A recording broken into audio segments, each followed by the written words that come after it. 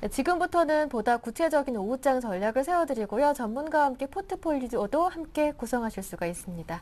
오늘은 인포트 투자자문의 정동웅 전문가와 함께합니다. 네, 안녕하세요. 안녕하세요. 네, QE3 발표 이후 이렇다 할 상승 재료가 없는 상황입니다. 미국의 경제 지표가 좋게 나왔지만 이 또한 상승 재료가 되지는 못했는데요.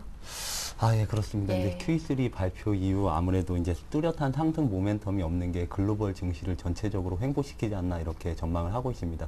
특히 어제는 뭐 플러스의 이제 발언으로 인해서 미국 증시가 많이 하락하면서 오늘장 뭐 국내에서 기관이 물량을 쏟아내면서 코스피가 지금 큰 폭의 하락을 보이고 있는데 외국인이 아무래도 그런 악재 속에서도 최근에 국내 증시에서 지속적으로 이제 관망세를 보이고 있습니다. 그런데 이제 투신권을 필두로 해서 지금 환매 물량이 나오고 있기 때문에 최근 장세는 아무래도 기관에 의해서 변동성이 커진 장세가 아닌가 이렇게 판단을 하고 있습니다. 예. 또 하나 특징적인 게 이제 코스닥이 어제 기관에서 400억 거의 500억 가까운 물량을 쏟아내면서 큰 폭의 하락을 보였는데 오늘 오전장 조금 이제 대형주가 부진하면서 다시 한번 개별 종목주로 이제 자금이 몰리는 듯한 것처럼 보였지만 다시 기관이 코스닥에서 매물을 출회시키면서 지금 마이너스 전환을 한 상태지만 아무래도 대형주 이제 글로벌 상승 모멘텀이 부재한 상황이 지속된다면 아무래도 개별주 종목 장세는 추가적으로 이어질 수 있겠다 이렇게 판단을 하고 있습니다.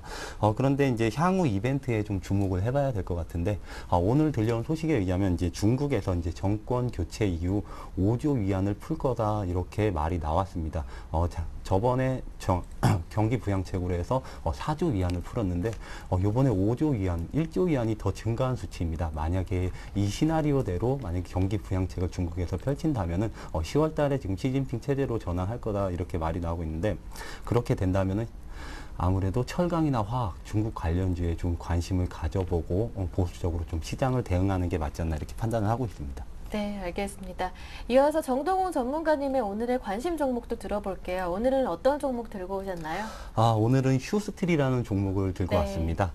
휴스틸은 이제 국내 3위의 뭐 ERW 강간 업체다 이렇게 소개가 되어 있는데 일반 배관용 강간 그리고 뭐 송유관 등에 쓰인다고 이렇게 생각하시면 될 것 같습니다. 투자 포인트를 세 가지 정도로 이제 압축을 시킬 수가 있을 것 같은데 첫 번째가 이제 전 세계적으로 대체 자원을 개발에 나서고 있습니다. 특히 셰일가스, 오일샌드 등 대체 자원 개발을 가장 앞서고 있는 나라가 미국입니다. 그런데 휴스틸 같은 경우는 매출 비중의 50% 정도가 수출인데 그 수출에서 80%가 북미 지역으로 수출되고 있습니다. 그렇기 때문에 지금 미국에서 이제 미국 필두로 해서 대체 자원 개발을 하고 있기 때문에 아무래도 인프라 투자가 확대된다면 휴스틸의 실적이 또 한 번 내년까지 성장하지 않을까 이렇게 판단을 하고 있고 두 번째가 여기다 이제 중국 강간업체 이제 반덤핑 규제가 들어갈 것으로 전망되고 있습니다. 그렇게 된다면 아무래도 반덤핑 규제가 들어가면 휴스틸의 또 한 번 실적이 개선되는 효과가 나타날 것 같고 이제 세 번째가 저는 가장 중요하게 이제 첫 번째와 같이 맞물려서 생각을 하고 있는데 휴스틸이 2004년 이후 처음으로 캐파 증설을 합니다. 연간 1,500억 규모에 이제 달하는 캐파 증설을 하는데 아무래도 회사 자체적으로 지금 인프라 투자가 더 활발해질 것이다 이렇게 판단을 하고서 캐파 증설을 하기 때문에 휴스틸은 내년 초부터 가동되기 때문에 내년에는 또 한 번의 올해보다 더한 실적 성장이 있지 않을까 이렇게 판단을 하고 있습니다. 지금 실적을 잠깐 살펴보시면 휴스틸이 3분기에 매출액이 한 1,490억 그리고 영업이익이 103억 정도로 예상이 되고 있습니다. 1, 2분기 실적을 계속 이어갈 것 같은데 지금 국내 건설 경기, 해외 건설 경기는 지금 다 부진한 상태입니다. 그런데도 실적을 지속적으로 이어가는 건 아무래도 북미 지역 쪽으로 수출이 확대되었기 때문에 지금 실적이 이어가는데 이게 4분기 그리고 내년 하반기까지 이어질 것으로 전망되고 있습니다. 그래서 이제 올해 실적 대비해서 현재 주가는 PER이 5배에서 6배 수준입니다. 너무나도 저평가된 상태이기 때문에 또 한 번 지금 휴스틸이 많은 상승을 보였습니다. 차트를 잠깐 보시면 휴스틸이 지금 22,000원 부근에서 거의 3만 원 가까이 29,000원까지 상승했다. 지금 잠시 조정을 주고 있는 국면입니다. 휴스틸의 경쟁사는 세아제강 등이 있는데 최근에 세아제강, 한국가스공사, 오늘도 한국전력은 많이 오르고 있는데 이런 셰일가스주들이 많은 상승을 보이고 있습니다. 그런데 한국가스공사나 이런 대장 대상주들은 2차 상승을 보였는데 지금 휴스틸 같은 업체들은 아직 2차 상승을 보여주지 못했습니다. 그렇기 네. 때문에 실적 저평가 모멘텀도 있기 때문에 2차 상승까지 추가적으로 가능하다. 하지만 지금 많은 상승을 보였기 때문에 비중 자체는 한 5% 정도로 해서 지금 목표가를 이제 34,000원까지는 충분히 네. 가져갈 수 있을 것으로 이렇게 판단을 하고 있습니다. 분할 이제 매수하는 가격이 가장 중요할 것 같은데 아무래도 최근에 코스닥 변동성이 좀 커진 상태이기 때문에 28,000원 이하에서는 분할 매수로 충분히 들어가도 수익을 볼 수 있겠다 이렇게 판단하기 때문에 28,000원 부근에서 매수를 하셨다가 34,000원까지 이렇게 가져가 보는 전략을 추천드리겠습니다. 네, 셰일가스 수혜주 찾기 한창인데요. 그 가운데 오늘 종목은 휴스틸 들고 오셨습니다. 이어서 포트폴리오 다시 한번 확인해 보겠습니다. 지난주까지의 관심 종목입니다. 9월 12일 종목이 인포뱅크였습니다. 비중은 20%고요. 그리고 19일 추천 종목이 RF텍이었는데요. 이 종목들의 수익률 확인해 볼까요? 인포뱅크가 0.4% 수익 중입니다. 손절가를 좀 변경하신다고 하니까요. 잠시 뒤에 들어보도록 하고요. RF텍은 0.5% 수익입니다. 보유 의견 여전히 유지하십니다. 네, 인포뱅크와 그리고 RF텍 다시 한번 AS 받아볼게요. 인포뱅크는 제가 많은 네. 상승을 보인 상태에서도 추천한 종목입니다. 예. 그런데 제가 이제 손절가를 손절을 안 했으면 좋겠다 이렇게 바꿨는데 그 이유가 있습니다. 인포뱅크는 지금 양방향 미디어 서비스 그리고 스마트카 솔루션 부분이 지금 시장 진입 단계에 왔습니다.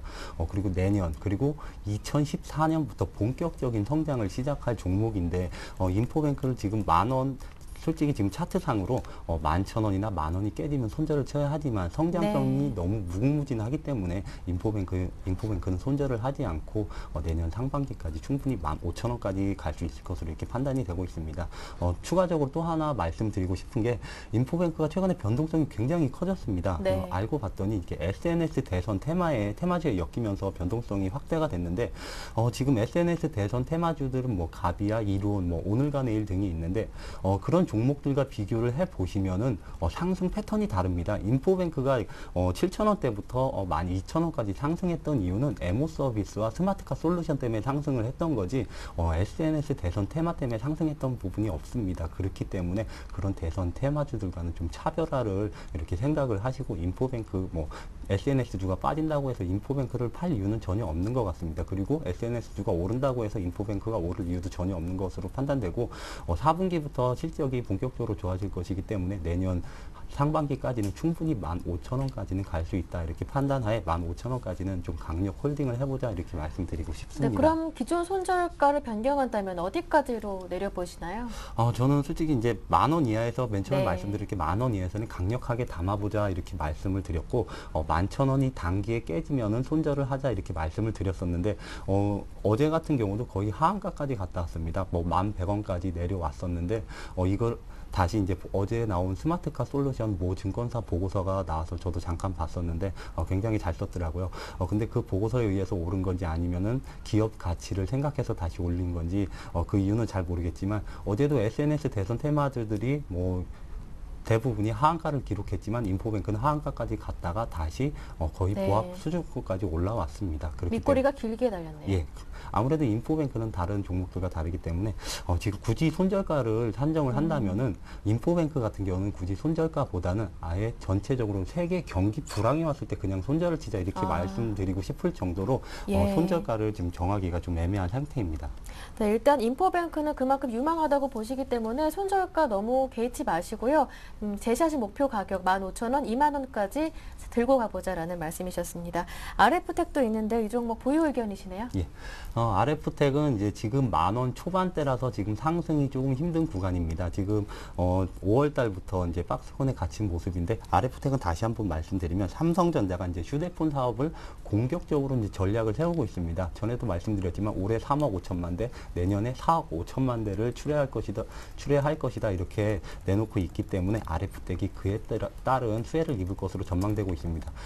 크게 세 가지 사업으로 말씀을 드렸었는데 충전기 그리고 DNB 안테나 그리고 마지막으로 LED 사업을 한다 이렇게 말씀을 드렸는데 세 가지 네. 사업 부분이 모두 성장할 것으로 이렇게 전망되고 있습니다. 충전기 같은 경우는 고마진 제품이 많이 출하가 될 것이고 두 번째로 DNB 안테나 같은 경우는 아무래도 휴대폰을 많이 출하하고 경쟁사 자체가 다른 안테나를 공급을 하기로 했기 때문에 RF텍이 추가 공급을 할 수 있을 것으로 전망됩니다. 그리고 LED 업황은 아무래도 조명 시장 때문에 더 이상 나빠질 게 없다 이렇게 판단을 하고 있기 때문에 RF텍은 내년에 영업이 거의 300억까지 가까이 될 수 있을 거다 이렇게 판단을 하고 있습니다. 그러면은 퍼가 PER이 거의 3, 4배 수준으로 떨어지기 때문에 내년 중반까지는 15,000원까지 이것도 충분히 갈 수 있을 것으로 판단합니다.